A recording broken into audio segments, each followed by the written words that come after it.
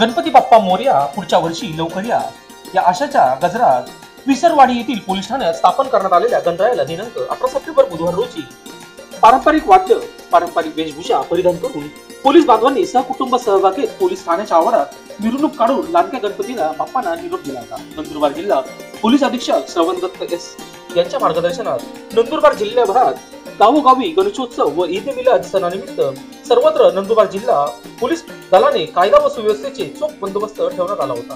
जिल्ह्यातील 5व्या, 6व्या, 7व्या, 9व्या व अनंत चतुर्थी या दिवशीच्या गणेश विसर्जन मिरवणुका शांततेत पार पाडल्या आणि महाराष्ट्राच्या महाउत्सवाच्या अनंत चतुर्थीला सांगता झाली. यावेळी विसरवाडी पोलीस ठाण्याचे प्रभारी अधिकारी सहाय्यक पोलीस निरीक्षक नरेंद्र साबळे, पोलीस निरीक्षक किरण पाटील यांच्या संकल्पनेतून गणेश चतुर्थी पासून तर अनंत चतुर्थी या 10 दिवसात लाडक्या बाप्पांची मनोभावे पूजा आणि सेवा केल्यावर विसरवाडी पोलीस ठाण्याच्या आवारात गणरायाला निरोप देण्याची वेळ आली.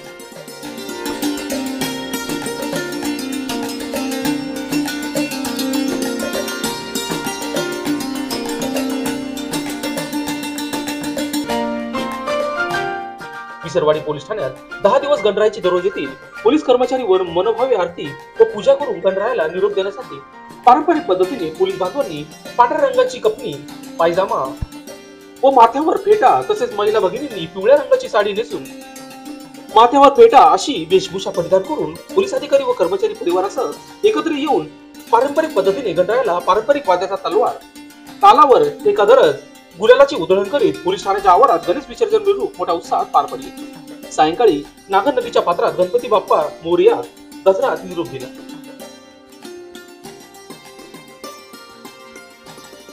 लोकशाहीसाठी विशेष प्रतिनिधी नवापूर.